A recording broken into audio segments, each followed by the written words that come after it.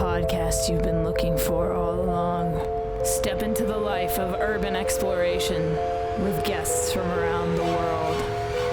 Welcome to No Tracers.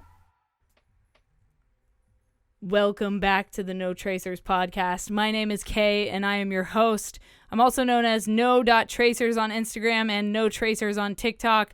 I also have a YouTube channel called Just the Letter K. If you guys prefer to watch this episode and see photos from my guest, go to Just the Letter K on YouTube and you can check it out there.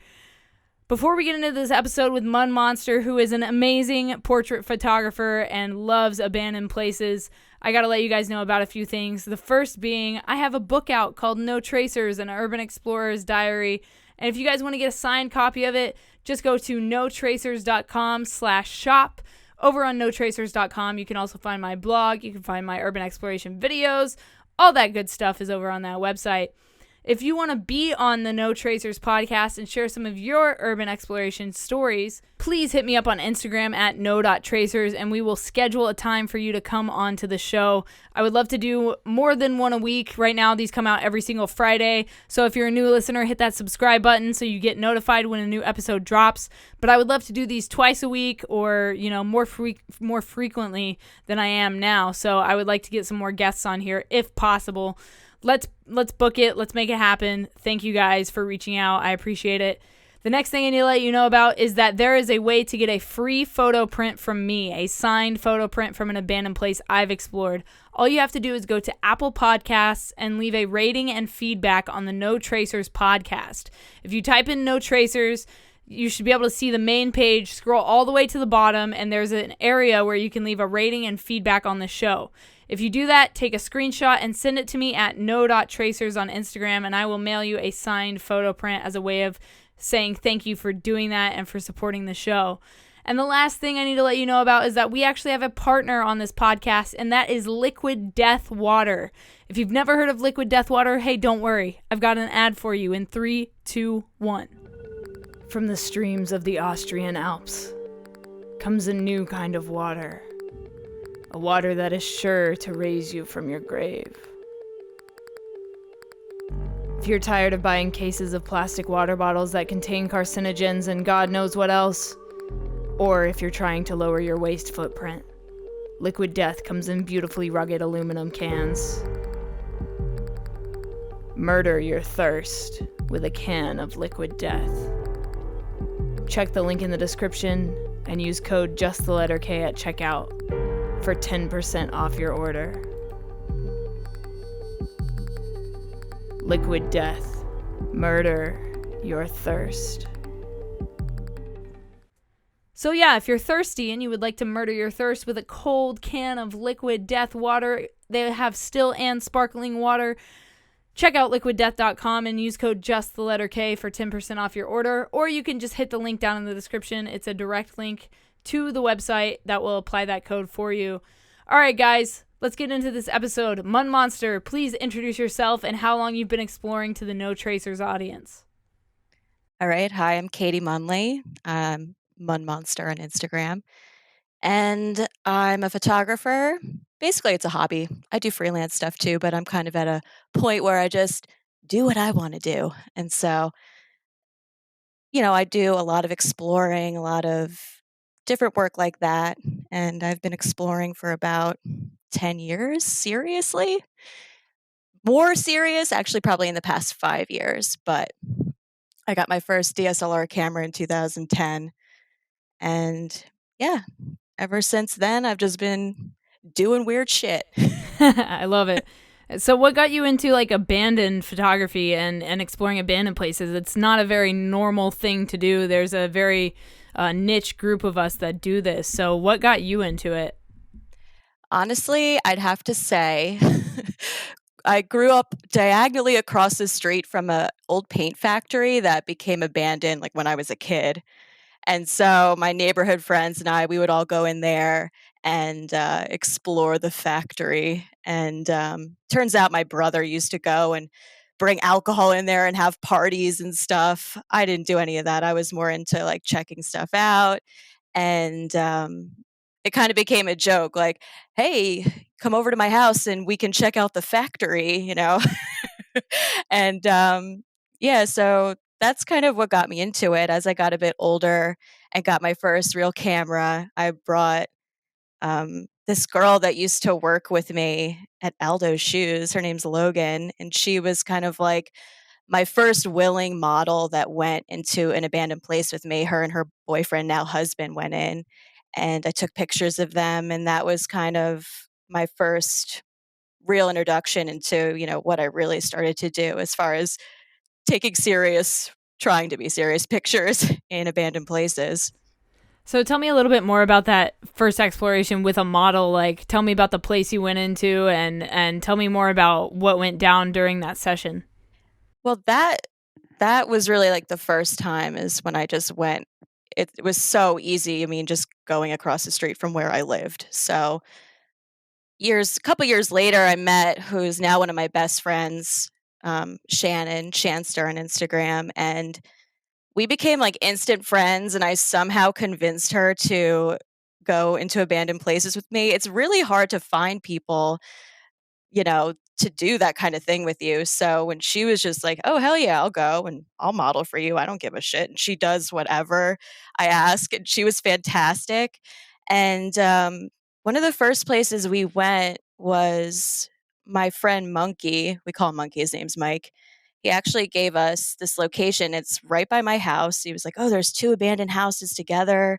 You girls should go and check it out," because he knew we were into that. So we went, and at that point, I really was kind of newer to Instagram, and I didn't know that people take a lot of time to set up locations, and like they'll spend hours just setting things up. So we went into this one house, and it was so eerie because we didn't know that people set it up. So it seemed like people had just up and left and died and never returned. And we were just like, "Oh my God, this house is amazing." And, come to find out people set it up. So it wasn't as authentic and cool as we thought it was. But that was kind of like the first time that I really did like a real explore, in my opinion. I love that. There's this place in California that I don't know if it's still around, but they called it the doll house, and people would just bring dolls. And so there were like dolls all over the place. And like, at first they were like, wow, this place is so cool. And then they realized that like, oh, people are bringing props to set up here. It didn't actually look like that. So it kind of gives away the authenticity of the spot. But, it's still cool to have that kind of stuff. And, you're still in an abandoned place. And I mean, that's why we love it. And then can you talk about your favorite gear or gear recommendations for up and coming explorers? This can be a backpack, a pair of shoes, the type of camera you use, anything like that. Oh, I'm the worst person to ask about gear. The worst. I look like a streetwalker half the time I'm exploring. Like, I'm just in Jeffrey Campbell platform boots, hooker tights, maybe a big long t-shirt dress, and like that's it. Here I am, everybody. But there is something to that because you look at me and you don't think, "Oh, she's going to go climb in that window to get into that abandoned house." You would never think. So I kind of try to not be as obvious maybe, but yeah, as far as gear, I'm the worst person to ask. I wear heels in abandoned buildings. It's fine. It's normal. And, I throw my camera that's like $3,000 into my backpack. And I'm just like, here we are with my bag of masks and props and dresses. And that's how I roll. Like, am I going to brunch or am I going into an abandoned building? Nobody knows. Could be both. Could do both at the Yeah. same day. It's fine. It's fine. So tell me a little bit more about your photography because it is quite unique, using the masks and things like that. So tell me about how you found your style and how you came to incorporate masks into your portrait photography. Yeah, so I'm inspired a lot by fashion. I love fashion. I have a clothing obsession, a shoe obsession. So that's kind of where I start is I put together these outfits, and I used to have to be my own model, and then luckily I found willing victims to come and model for me, and I would dress them up. And like I said, my friend Shannon that really started this whole thing with me, she has great personal style. So A lot of people photograph more vintage looks. I like to photograph modern, and it might look a little dated, but it's modern clothes. And so I kind of start with that. And then I just bought the most basic plastic animal masks that Amazon had to offer. And I thought this could be interesting and creepy and strange. And that's just kind of what I was going for. And I just built on that, trying to find more unique masks. And, I do stuff without masks too. I do regular portraits that are sad and strange. But yeah, I mean, I really just started buying basic stuff on Amazon and seeing how it photographed and kind of going from there. And I do a lot of editing to my photos too. So a lot of experimenting in Photoshop and stuff like that.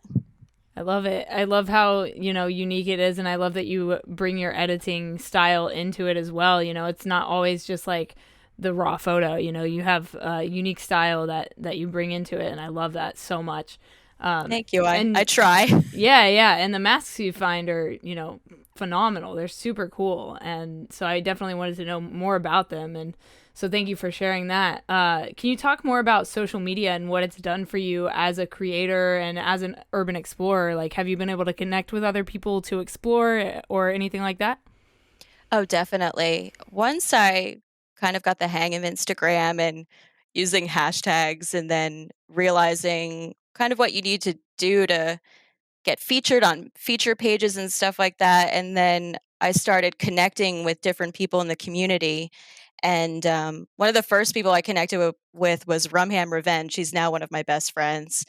And working with him, like, really just changed the game for me. And getting to meet so many different people over probably the past 3 years, I've really been branching out and trying to connect with other explorers and photographers and artists. And that's been the best thing about Instagram to me. A lot of people dog on Instagram and social media, but Instagram has really brought me a lot of great friendships, a lot of cool stories, memories, connections. I get to travel to different places because of Instagram. And yeah, it's been great. But that's the only social media I use. I mean, I'm on Facebook, but I rarely use that. So really, yeah, Instagram has been great. Yeah, Rumham Revenge was I think my fifth interview on the show. I absolutely amazing photography and super unique as well. And I absolutely love this podcast because it allows me to connect with other creators like yourself to share these stories and their style and hear their input on what it means to be an urban explorer. Do you have any urban exploration injury stories? Oh, well, I've actually been pretty lucky. I haven't been horribly injured. I haven't fallen through a floor or anything like that. And I haven't twisted an ankle in my platforms either. Want to put that out there. But I did get stuck on top of a fence. So I I was meeting Chaotic Photo, and she explores with the need for exploration, and his wife. Oh, I always forget and screw up her Instagram, but it's Urban Amber with X's in there somewhere. And we were going into a church, and I was meeting them there. And so they went in because they didn't really know the way in, so they went in first, and then I got there, and Amber was sending me pictures of like how to get in. So I was like, "Oh god." It seemed very intense for me. So I'm walking around the perimeter of this church, and there's just a big fence around it. And so and it's out in the open. There's people walking around, there's cars going by, and I'm in my little exploring heels. I was a little more sensible that day, thank God. So I get into the corner of this, like, by this brick wall and this fence behind a dumpster, and I'm climbing up on this fence, and I'm wearing little short shorts. It's like in the middle of summer, and I get stuck on top of the fence. My thigh was like impaled by the top of like the fence, just, how it sticks up.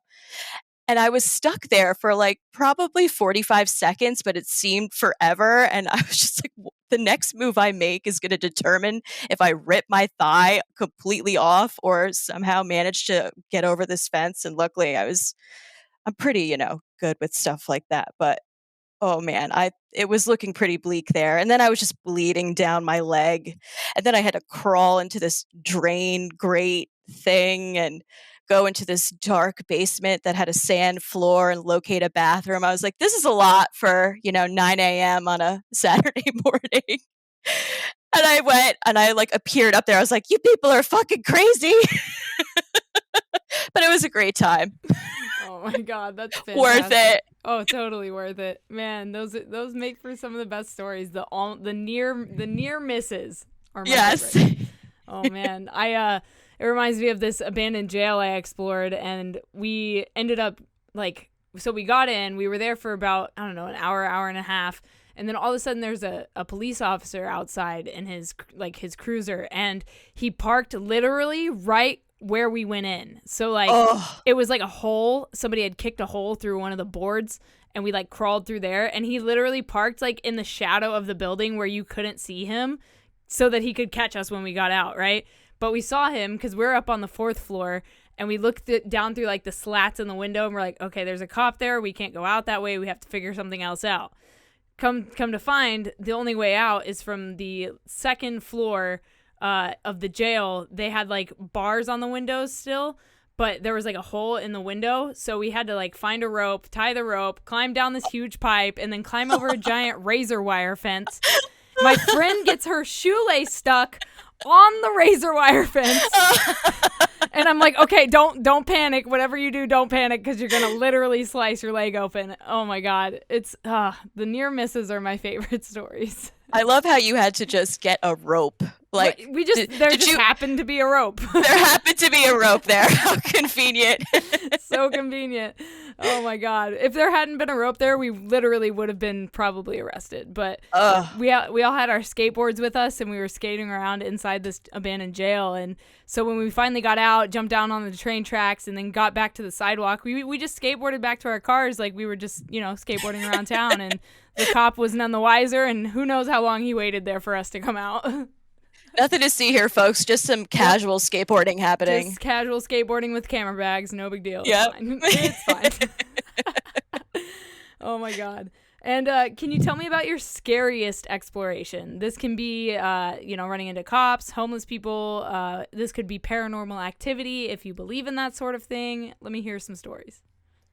Okay, so probably have 2 scary moments. The first one, they call it the Satan House, and I was working with my friend Josh, and he actually shot a documentary over the summer about surviving the real apocalypse and what that would look like. And so he was scouting locations, and he knows that I'm really into, urban exploring and everything, and he's fascinated by it. So he saw pictures of this satanic house, and it has whoever did it did an incredible job. It's not just regular graffiti. It's real Satan stuff written in black. It's very cool.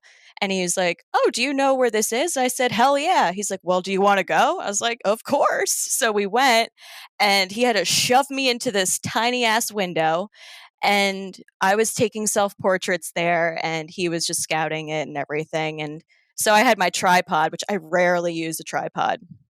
It's just cumbersome to me. I like to be free and move around and stuff. So I had my tripod, and I was, in my sheep mask, casually posing like maybe Jesus would. I don't know. And and I was taking pictures, and I went to change into a different mask, and the camera was in the middle of the room. I was nowhere near it, and I had been taking pictures successfully, and I'm in the corner changing, and all of a sudden the tripod crashes to the floor like something pushed it over. And Josh immediately ran in. He goes, "I thought you fell through the floor. Holy shit." And I was freaking out because my camera's so goddamn expensive, and it just crashed to the floor. Luckily, the lens hood saved it, and my flash, which was old and I needed a new one anyway, that also broke, but at least it broke the lens's fall. But I was just in there like, did Satan or pissed off Jesus push this over? I don't know. Wow. It was unnerving. Whew. And then I almost had a run-in with security. I was actually with Rumham Revenge, and my friend Alex, he's Dragon Boy AC on Instagram, and he brought his friend Sarah, who was modeling for us, and she had never been in an abandoned building ever. This was the first time she was ever trespassing, and we're in this place for like 4 hours. It's thunderstorming. We're having a great time. I mean, it was hot as hell, but we were having a great time. We're getting ready to leave, and I'm changing back into my regular clothes, and I see this white truck parked outside.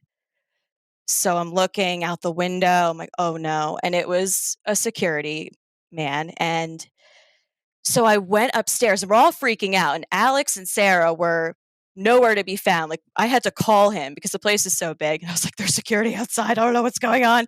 And so I went upstairs and then I was just rapid texting Rumham, like, oh my gosh, there's a man. They're walking up to the fence where we got in. Oh my God, they're standing there. They're waiting there. Oh my God, they're waiting for us to come out. I'm just rapid texting him this. And luckily, they just ended up strolling away. It was like, I guess the security guard was showing some person the place, and I don't know if he was interested in buying it or something, but panic for no reason. We were fine. We just had to like hang out in there for like half an hour longer, and they eventually went away. And then we were still like freaked out by it. So I went back to get my car, and they took all of the stuff. And like when you shoot with Rumham Revenge, just prepare for him to come with a full duffel bag of like crazy masks, outfits, props. He had like a phone. I mean, he had everything in there. And so they're going down the driveway away, and I'm just walking towards my car, and there's like an active place right next to where we were. So there's people. So I was like, oh my God, I look so suspicious. So I just got on my phone and I pretended like I was ordering a pizza, and I was just ordering this pizza, walking to my car like, yeah, I'm just here, going to my car, ordering a pizza. Yeah, extra pepperoni, please. Thank you. And my address is blah, blah, blah, so two great memories. Yeah, I love it. I love it so much. I remember it reminds me of there's an abandoned mall out here in California that's super well known, so I don't mind saying the name. It's called Hawthorne Mall.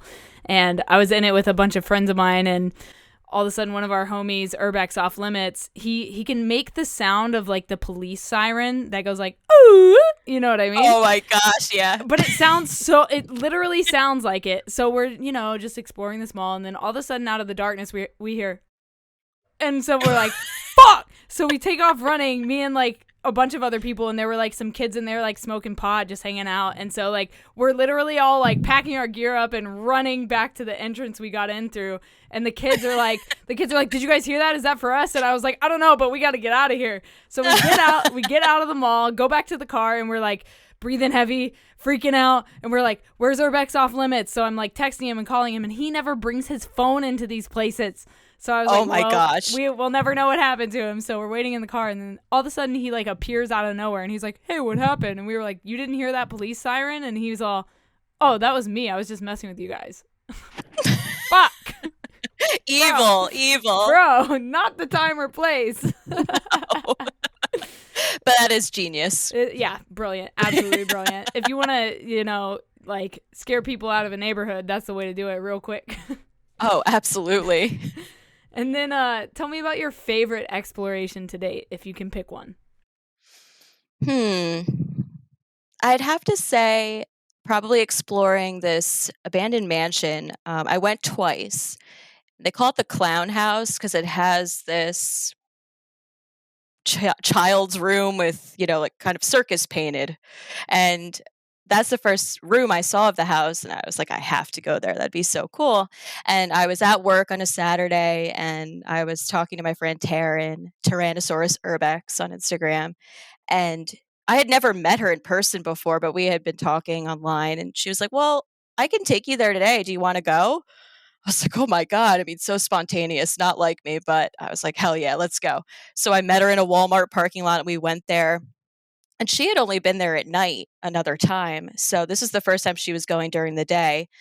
So what happened was she told me to turn down this driveway, and it was too soon. So we should have went one driveway up, and it was still an abandoned driveway. There was a second abandoned house there, and we drove up and it forked. So I could have gone straight or I could have gone to the left. And she said, go to the left. I'm pretty sure it's to the left. So I said, okay. So I'm driving, and all of a sudden, I mean, it was probably in June or July, and there was just, it's an abandoned dirt road. There were shrubs. I was just driving over small bushes in my little Mazda 3, and I'm just turning the music up like this. I just don't want to hear what's happening. It's fine. And I probably went for maybe a mile, and then she's like, I think this is wrong. I'm like, yeah. And we turn out, we just are in this like field, and then there's a new housing development. So I had to turn around, and we were near like a creek. So I had to do like the worst Austin Powers K-turn in this little like near a creek dirt road. And then we had to go back down the road again over everything. So at one point I'm out, I'm in a dress and heels, and I'm just taking logs and I'm just hurling them off of the road, and she's doing the same. And then at one point she's like, you drive and I'll just hurl stuff out of the way. So that was particularly special, but we finally got to the mansion. It was so epic. And then I ended up going back there with my friend Shannon and her boyfriend Carlos, and we took some sick pictures, and it was just a great spot. And so yeah, that was my favorite. And then when I went to the mechanic to get my oil changed, he was like, so I have to ask you something. Did you hit something? And I was like, well, if by hitting something you mean driving over like 2 miles of shrubs, then yeah, I hit something. You're like, I hit everything. Yeah. I drove over a forest, dude. Not good. In my Mazda. No big deal. It's fine. Yeah. I was like, I have AAA, so if I break down here, I'll just have to explain to them what I was doing, and I'll just say I got lost, I guess. I don't know. Yeah, and went for 2 miles down a dirt road. No big deal. Yep. Everything's fine. So a lot of us urban explorers, we do research about these places we go either before or after we explore them. Do you have a favorite history of a place? I do, but it's a favorite because it's so horrible. It's just the worst story I've ever heard. I went to this place, and it was an animal hoarder type house. They had like 115 small dogs, a pony, and I think a few other animals that the cops, well, actually the fire department had to be called because the ammonia in the house set off the fire alarm, and then the firemen were dispatched and then found all of these animals that were like apparently fighting to get water.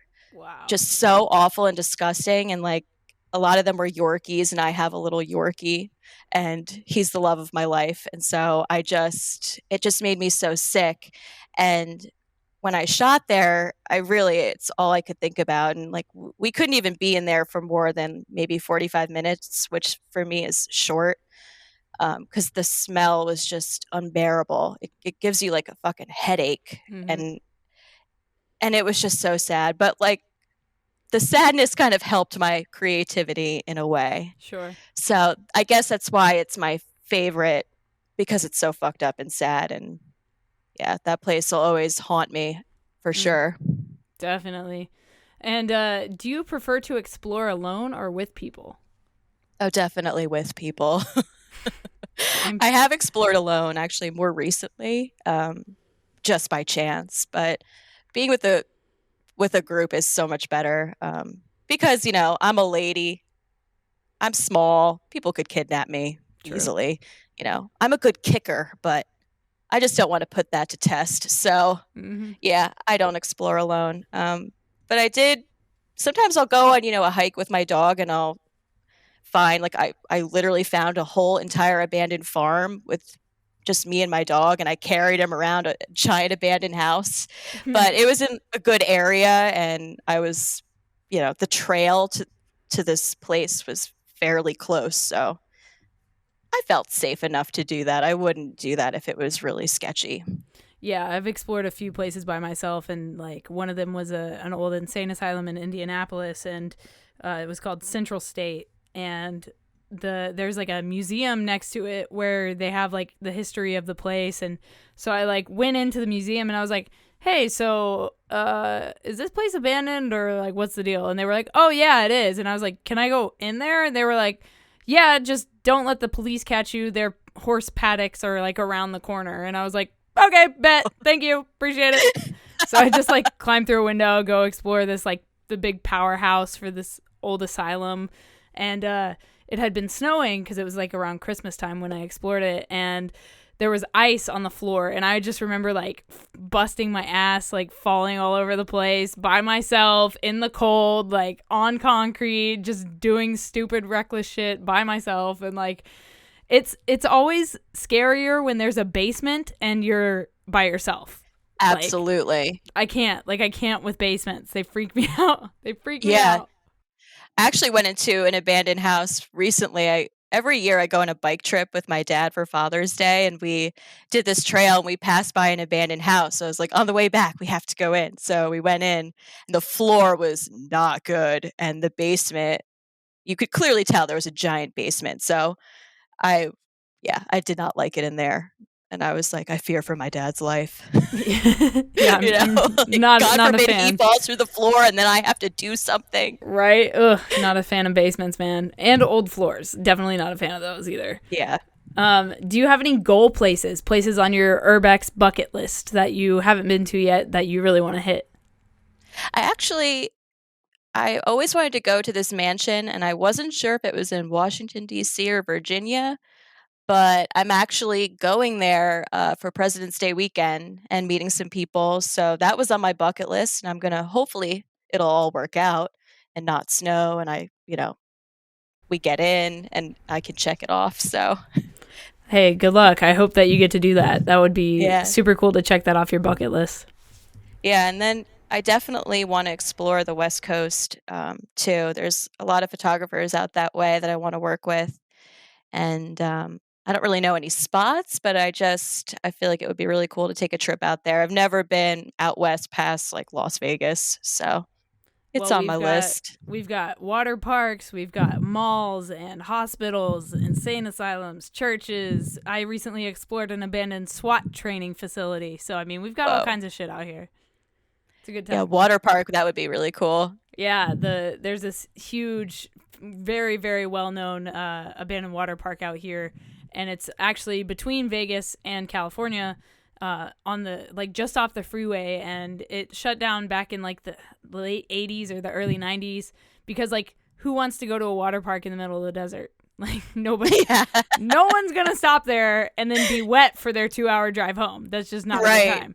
But recently I guess they've sold the property finally, and they're going to either rebuild it or demolish it and put something else there. Like, who knows? But I recently explored it because my mom lives in Vegas, so I went out to visit her, and every time I go to Vegas and come back, I stop there. You know, it's just like you have to stop and see it and see how it's progressively become more vandalized and more decaying, and it's an amazing place, really, especially as an abandoned spot, like super, super cool.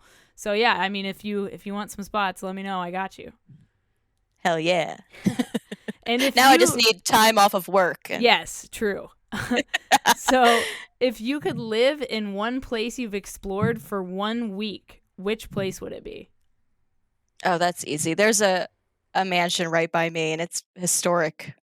And I guess I won't say the name, but it's so beautiful inside.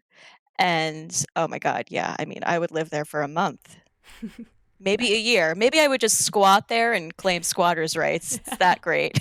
That's awesome.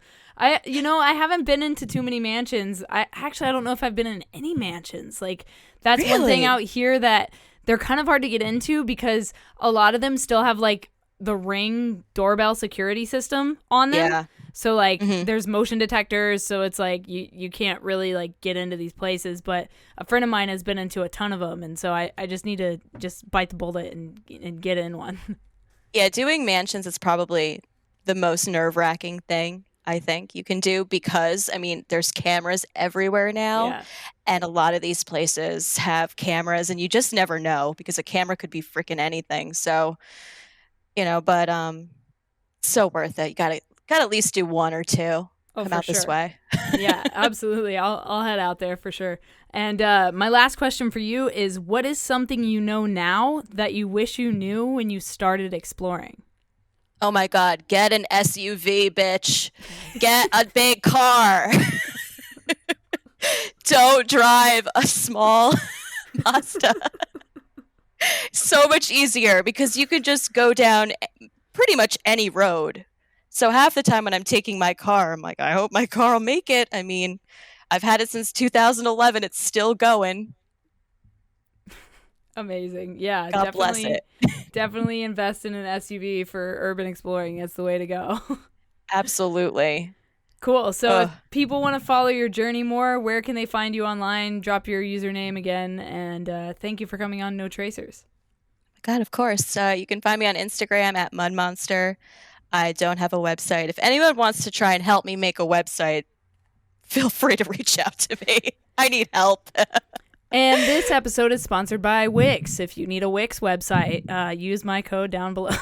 I don't even know if I have like a referral code, but I can give you some pointers on websites. No worries. Oh my God. I tried to use Wix myself and it was just a disaster. I thought, while I'm on furlough, I should just make a website. And then I tried to do it. I'm like, I just am not good at stuff like this. And I just shouldn't attempt things I'm not good at. Like, I need a web designer. Yeah, definitely. Period. Somebody hit her up, please. Let's make this happen ASAP. Help me.